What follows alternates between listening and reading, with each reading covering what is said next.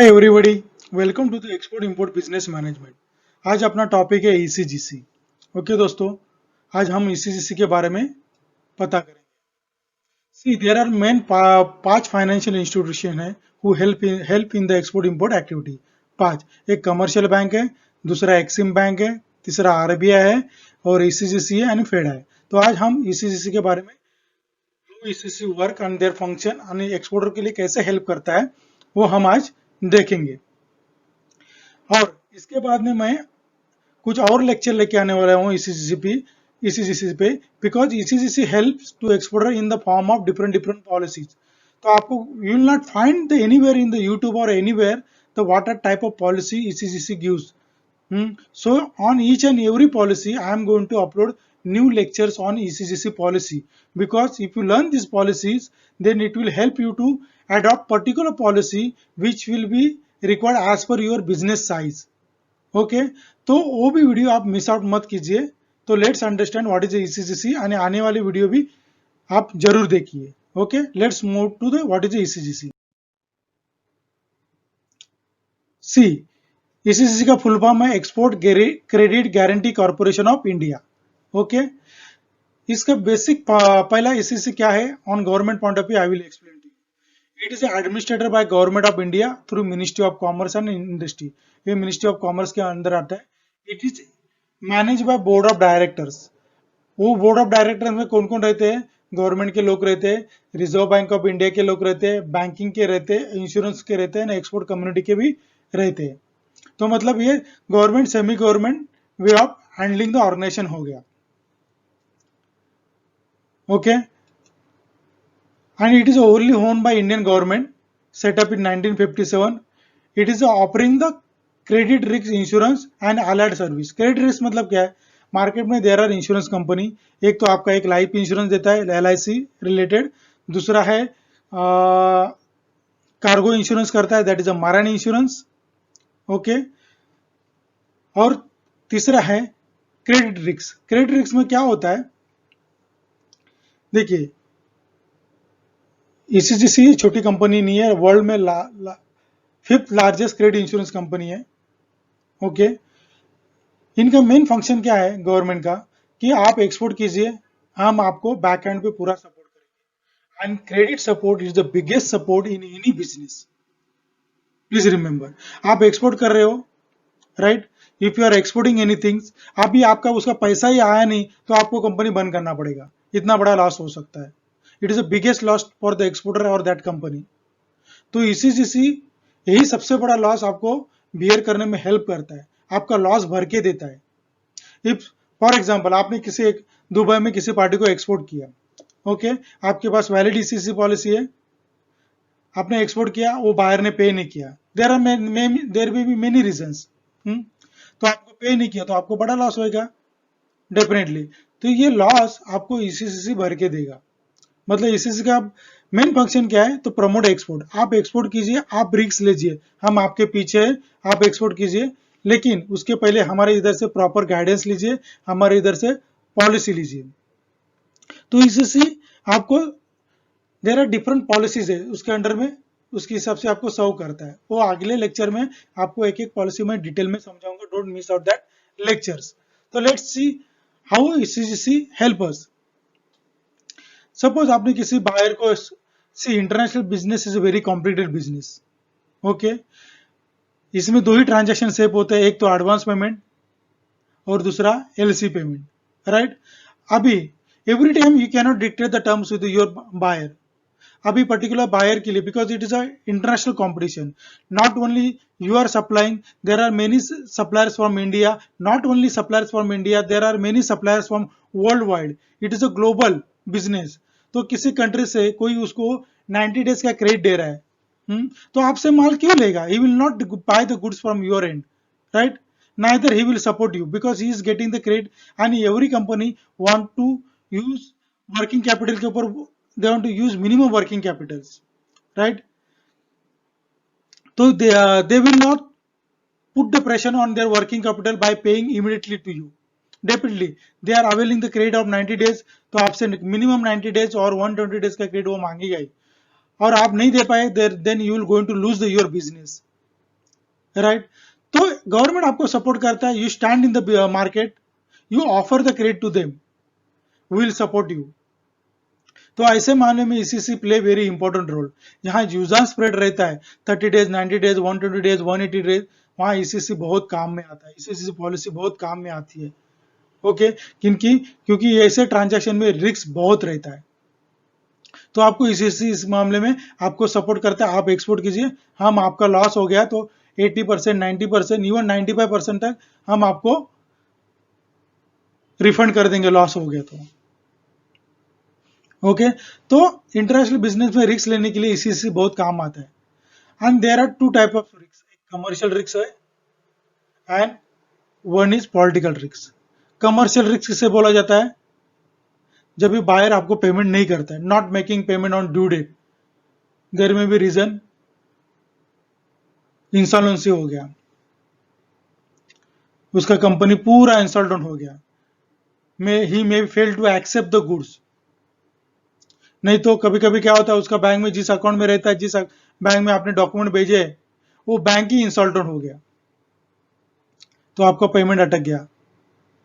तो ऐसे मामले में कमर्शियल रिस्क में ईसीजी से आपको पैसा पे करेगा, डोंट वरी, आप बिजनेस कीजिए।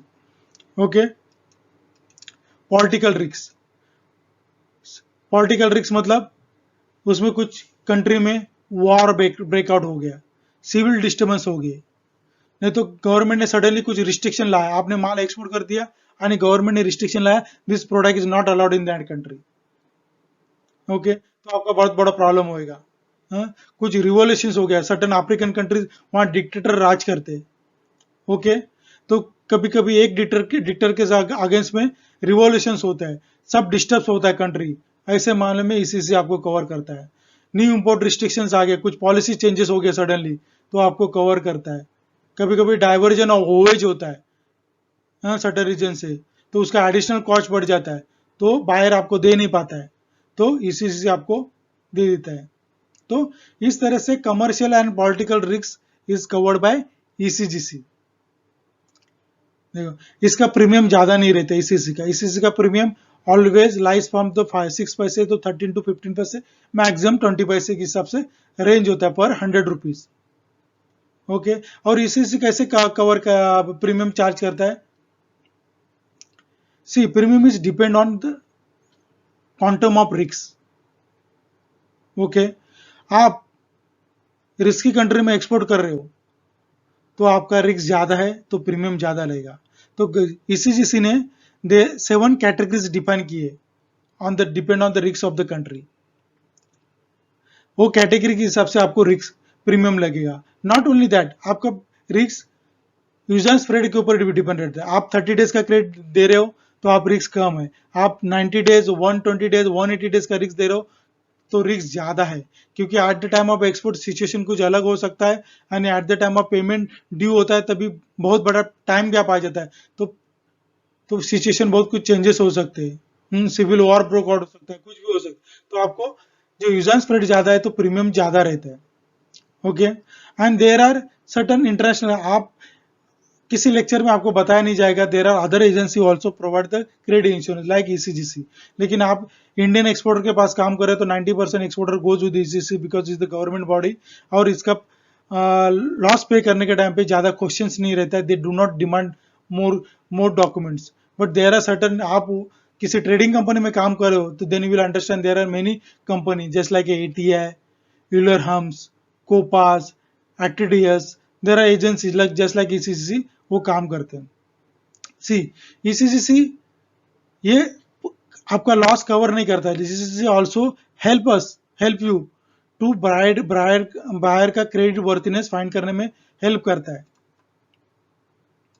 क्रेडिट वर्थीनेस, आप किसी कॉन्ट्रैक्ट में बायर के साथ आगे, आपके पास बायर नया है, आपको बायर के बारे में पता नहीं, अप्रोच टू ईसीसी, ईसीसी के पास बहुत सारा डेटा रहता है, सब बायर का डेटा रहता है, वो data because ECCC which has tie with many international agency जैसे डर्न एंड ब्रॉडशीट, तो इनके पास डेटा रहता है, उसके क्रेडिट वर्थीनेस रहता है, तो वो आपको बताएगा बायर का अभी भी प्रॉब्लम हुआ है, उसका फाइनेंशियल प्रॉब्लम चल रहा है, तो डोंट सप्लाई गुड्स, सप्लाई कर रहे हो तो क्रेडिट ज्यादा मत दो, तो ये सब क्रेडिट वर्थीनेस के बारे में आपको ईसीसी बताएगा।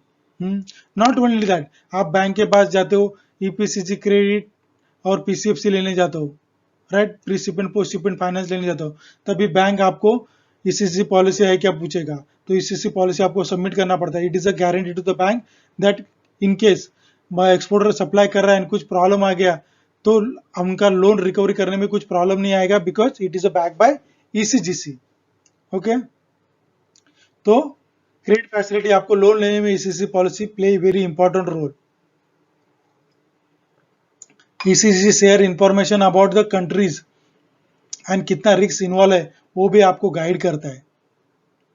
ओके, तो ईसीसी, तो शिपमेंट करने से पहले आप ईसीसी के पास जाइए, अवेल द पॉलिसी, बायर के डिटेल शेयर कीजिए, और बीसीसी के पास भी डेटा रहता है, because they are type with all the international credit insurance and run and broadsheet on all the credit insurance. तो किसी के साथ डिफॉल्ट किया है पर्टिकुलर बायर, किसी का पेमेंट नहीं किया, तो आपको ईसीसी के पास जाके पता भी चलेगा, तो आपको रिस्क कितना ले रहे हैं ये भी पता चलेगा। It's offer investment to insurance to Indian companies investing, बाहर आपका जॉइंट वेंचर हो रहा है तो आपको बैकअप करता है ECGC. Its cover political and commercial risk, political and commercial risk क्या होता है मैं जस्ट आपको एक्सप्लेन किया है। Okay, assist exporter in recovering the bad debts, आपका कोई बैड डेब्ट्स है वो भी रिकवर करने के लिए ईसीसी हेल्प करता है। तो these are functions of ECGC friends. Okay, अभी आपको ये भी अंडरस्टैंड करना है ईसीजीसी क्या कवर नहीं करता है। It is also important to understand, क्या मिलता है ये पता है लेकिन क्या नहीं मिलता है ये भी पता होना बहुत जरूरी है। Exchange loss due to fluctuation of exchange rate, ये ईसीजीसी कवर नहीं करता है। आप एक्सपोर्ट ट्रांजैक्शन कॉस्टिंग की है, आप एक्सपोर्ट कर रहे हैं at the rate of 70, shipment आपका at the rate of market में 70 रुपीज एंड इसका डॉलर का रेट 70 रुपीज है, आपने ट्रांजैक्शन एग्जीक्यूट किया, आपका पेमेंट 120 डेज के बाद आने वाला है, तभी एक्सचेंज रेट 65 हो गया, तो $1 के बदले आपको पहले 70 रुपीज मिलने वाला था, अभी 65 रुपीज मिल रहा है, तो आपका 8% का लॉस स्ट्रेट अवे हो गया, राइट। तो ईसीजीसी ये एक्सचेंज फ्लक्चुएशन कवर नहीं करता है, इसके लिए आपको हेजिंग करना पड़ेगा, फॉरवर्ड कॉन्ट्रैक्ट लेना पड़ेगा बैंक के साथ to cover this risk, but ECGC cover नहीं करता है। Failure on the part of buyer abroad to obtain import authorization और एक्सचेंज, अब आपका बायर ने कुछ परमिशन लगेगा, आप जो प्रोडक्ट एक्सपोर्ट कर रहे हो वो इंपोर्ट करने के लिए कुछ परमिशन चाहिए, हाँ, स्पेशल परमिशन चाहिए, आपके बायर ने नहीं लिया, it's your buyer fault and it's your fault, जो आपको चेक करना चाहिए था आपने नहीं लिया। एक्सचेंज के लिए बिडिंग करना पड़ता है अफ्रीकन कंट्रीज में आपको पेमेंट करने के लिए, आपके बायर ने नहीं किया, it's your fault, you have to check it, this all things not cover by ACGC. Default by exporter, आपने कॉन्ट्रैक्ट के हिसाब से कुछ कंडीशन रहेंगी वो आपने फुलफिल नहीं किए और आपके एजेंट ने फुलफिल नहीं किए, this is your fault, and buyer ने उसके कारण पेमेंट नहीं किया, इट्स योर फॉल्ट, तो ईसीजीसी पेमेंट नहीं करेगा आपको। Any loss arise due to the dispute on quality, very important, आपने एक एग्रीमेंट में क्वालिटी डिफाइन किया, मैं ये क्वालिटी माल दूंगा, लेकिन आपने क्वालिटी माल नहीं दिया, क्वालिटी दूसरा क्वालिटी का माल दिया, तो ईसीसी उसको कवर नहीं करेगा। सपोज आप ओनियन एक्सपोर्ट कर रहे हो, 55 mm का आपका साइज ओनियन का है, आपने 20 mm का ओनियन सप्लाई किया, sorry boss, ECC will not cover this type of quality problems. Fresh product आपने सप्लाई नहीं किया, उसने डिफाइन किया ये क्वालिटी का चाहिए क्योंकि ये स्पेसिफिकेशन उसने दिया है, केमिकल्स है, लेकिन आपने वो केमिकल्स वो स्पेसिफिकेशन का नहीं किया है फार्मा प्रोडक्ट, तो आपको नहीं देगा। मशीनरी एक्सपोर्ट ये स्पेसिफिकेशन का होना चाहिए था, नहीं किया, तो आपको ईसीसी पैसा, आप कॉन्ट्रैक्ट 100% आपको फुलफिल करना पड़ेगा, there should not be any problem from exporter side, then ECC आपको पैसा देगा। Risk which is inherent to nature of goods, अभी कुछ केमिकल आप सप्लाई कर रहे हैं फॉर एग्जांपल, वो एग्जॉस्ट होता है, ओके, उसके कारण वो क्वांटिटी इन ट्रांजिट कम हो जाएगी, राइट, तो आपको प्रॉपर पैकेजिंग देना पड़ेगा, आपने पैकेजिंग नहीं दिया, तो ये nature of this type of nature of product ECC cover नहीं करेगा, दिस ऑफ ट्रांजैक्शन। तो ईसीसी क्या नहीं कवर करता है मैंने डिफाइन किया है, तो आपको ये भी पता होना चाहिए ईसीसी क्या क्या नहीं कवर करता है, ये आपको किधर भी नहीं मिलेगा, please remember. and there are certain policy. These are instruments through which ECCC आपको सर्व करता है exporter. Okay, standard policies and specific policy.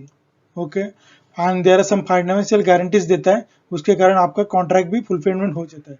These are policy, वो मैं आपके अलग अलग लेक्चर में कवर करूंगा. Don't miss out this lecture. आपको किधर यूट्यूब नहीं तो वेब पे भी मिलना मुश्किल है, क्योंकि ये प्रैक्टिकली किया तो आपको पता चलेगा, नहीं तो आपको पता नहीं चलेगा. I have done this practical way, तो आपको ये अलग लेक्चर में आप एक एक पॉलिसी के बारे में आपको समझाऊंगा, क्या क्या उसका फंक्शन है, क्या कवर करता है, क्या नहीं कवर करता है. तो आगे के लेक्चर्स मिस मत कीजिए please. Okay, this is the first lecture analysis. आगे के लेक्चर वन बाय वन मैं विद इन वीक्स करने वाला हूँ, वो आप देखिए. इसी में कवरेज करना बहुत इजी है दोस्तों. कवर कीजिए आपका ट्रांजैक्शन, ऐसे ओपन मत रखिए, क्योंकि ये गवर्नमेंट बॉडी, क्योंकि जितना ये गवर्नमेंट बॉडी होने के बाद जितना प्रीमियम, सपोज उसने 100 रुपये प्रीमियम किया तो 95 रुपीज तो उसका क्लेम देने में चला जाता है. कभी कभी 100 के ऊपर भी चला जाता है, 100, 105, 120% भी, जितना प्रीमियम लेता है. लेकिन उसको पैसे की पड़ी नहीं है, क्योंकि उसको फंडिंग गवर्नमेंट करता है. लॉस हो गया तो इसका मेन एम है एक्सपोर्टर अपना बिजनेस छोड़ के नहीं जाए, इंटरनेशनल मार्केट में टिका रहे और बाहर के अदर कंट्री के बाहर के साथ फाइट करे और एक्सपोर्ट ऑर्डर लेके अन्य कंट्री के लिए एक्सपोर्ट फॉरेन करेंसी अर्न करे. इसलिए ECCC से सेटअप किया है. तो आपको ECCC के बारे में पता चला है. Please go ahead and do the business with the help of ECCC. Thanks for watching. आपको वीडियो अच्छा लगा लाइक कीजिए, सब्सक्राइब कीजिए, because there are many videos I have uploaded in this channel which is related to the export import. Okay, thank you friends, thanks for watching. Don't forget to watch other lectures.